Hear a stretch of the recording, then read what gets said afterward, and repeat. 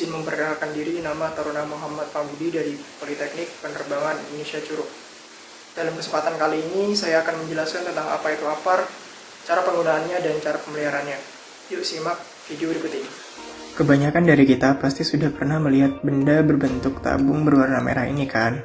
Yap, APAR atau alat pemadam api ringan. APAR ini diperlukan untuk memadamkan api di tingkat awal dan mencegah api menjadi lebih besar dan tidak terkendali sampai menyebabkan kebakaran.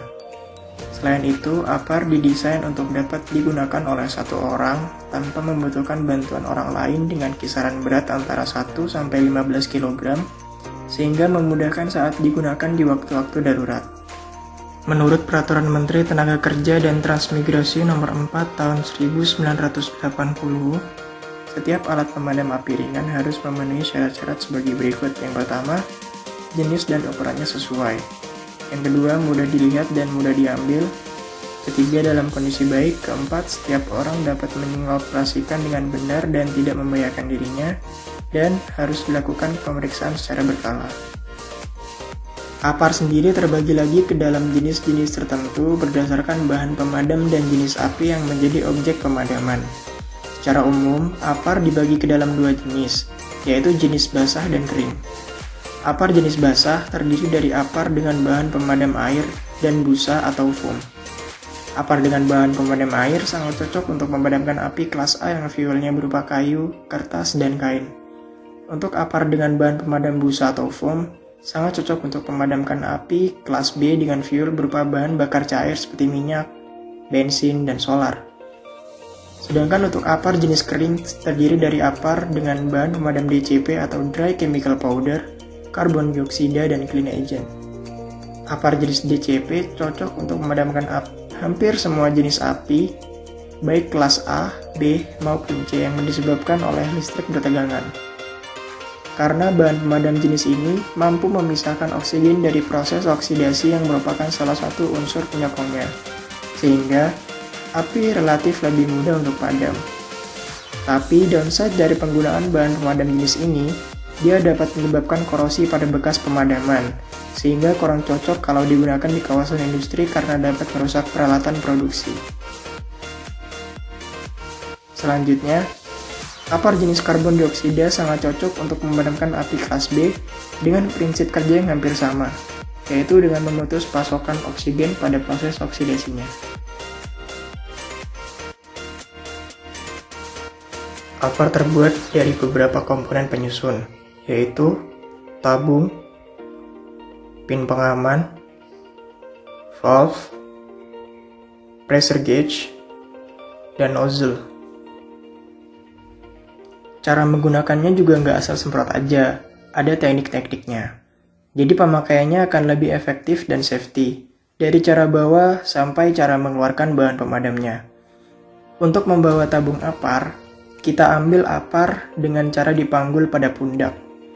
Cara ini lebih efektif jika dibandingkan dengan membawa atau memegang APAR dengan cara ditenteng.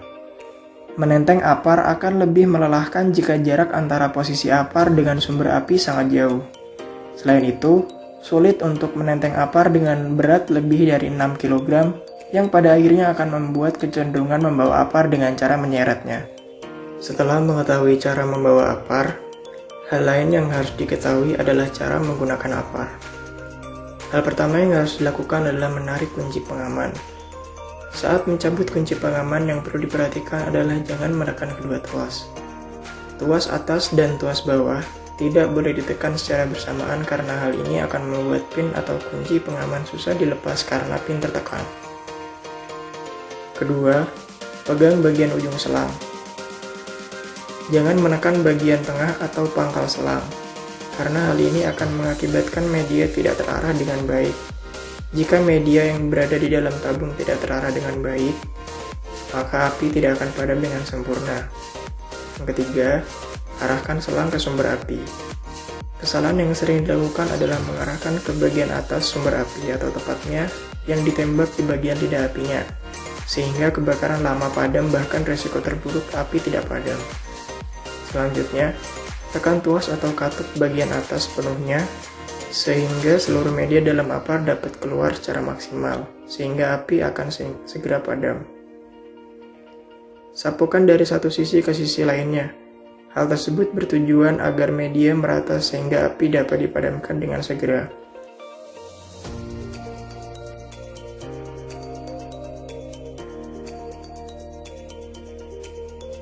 Setelah mengetahui cara menggunakan apar, sekarang kita akan belajar tentang aturan cara pemasangan apar yang benar.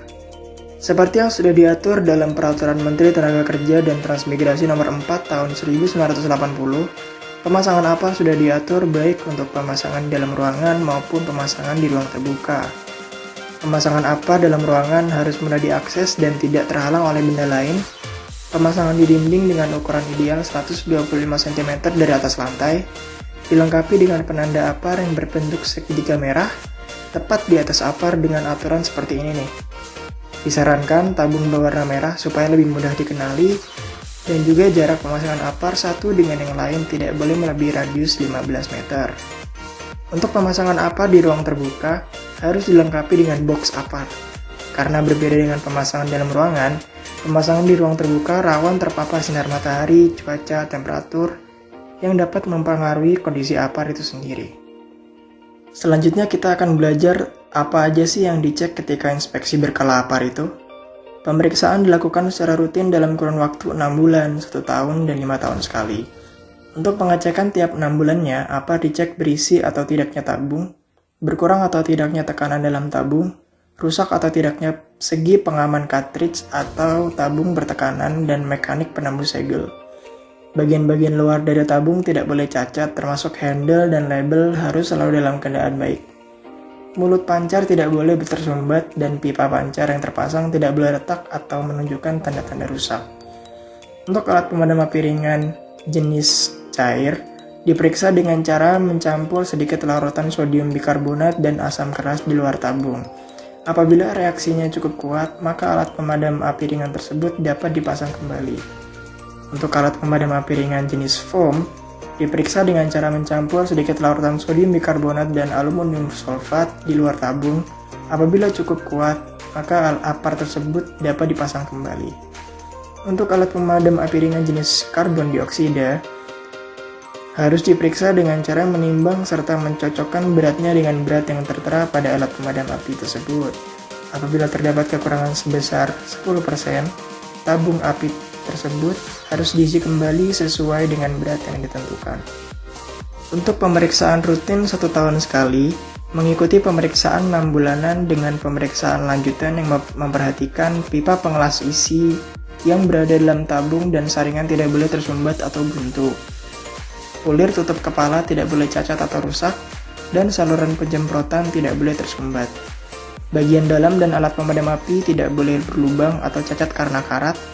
Lapisan pelindung dan tabung gas bertekanan harus dalam keadaan baik. Nah, sebagai salah satu pemeriksaan keamanan, selanjutnya apar akan diuji setiap 5 tahun sekali. Untuk setiap apar jenis foam, cair, dan stored pressure, dilakukan percobaan menahan tekanan uji sebesar 20 kg per cm3 selama 30 detik. Untuk alat pemadam api ringan jenis karbon dioksida, harus dilakukan percobaan tekan dengan syarat percobaan tekan pertama 1,5 kali tekanan kerja, percobaan tekan kedua 1,5 kali tekanan kerja. Apabila terdapat cacat karena karat atau beratnya berkurang 10% dari berat seharusnya, maka untuk percobaan tekan selanjutnya tidak boleh lebih dari 5 tahun. Apabila alat pemadam api jenis karbon dioksida setelah diisi dan oleh sesuatu hal dikosongkan selama lebih dari 2 tahun, harus dilakukan percobaan tekan ulang sebelum diisi kembali, dan jangka waktu percobaan tekan selanjutnya tidak boleh lebih dari 5 tahun. Tabung-tabung gas dan jenis tabung yang dibuang setelah digunakan atau tabungnya telah terisi gas selama 10 tahun tidak diperkenankan dipakai lebih lanjut dan isinya supaya dikosongkan dan dimusnahkan. Yang terakhir, termasuk dalam rangka pemeliharaan apar, tiap-tiap jenis apar dilakukan pengisian secara berkala dengan aturan-aturan tertentu. Nggak langsung asal isi aja, harus diteliti terlebih dahulu bagian dalam dan luar tabung agar tidak terdapat lubang maupun cacat karena karat. Apabila masih terdapat sisa bahan pemadam, isinya harus dikosongkan terlebih dahulu. dan juga waktu pengisiannya harus dicatat.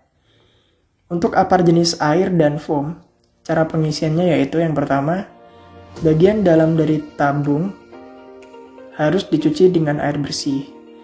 Kedua, saringan, bagian dalam tabung, pipa pelepas isi dalam tabung, dan alat-alat ekspansi tidak boleh buntu atau tersumbat. Ketiga, pengisian ulang tidak boleh melewati tanda batas yang tertera. 4. Setiap melakukan pelarutan yang diperlukan harus dilakukan dalam bejana yang tersendiri. 5. Larutan sodium bikarbonat atau larutan lainnya yang memerlukan penyaringan pelaksanaannya dilakukan dengan menuangkan ke dalam tabung melalui saringan.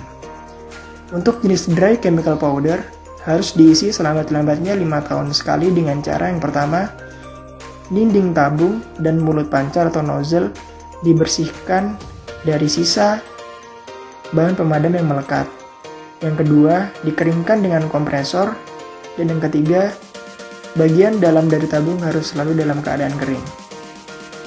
Nah, begitulah cara merawat dan memelihara apar agar apar dapat digunakan dengan optimal saat dibutuhkan nantinya. Ingat, safety first, keselamatan yang utama. Sekian video pembahasan dari saya, kurang lebihnya mohon maaf. Wassalamualaikum warahmatullahi wabarakatuh.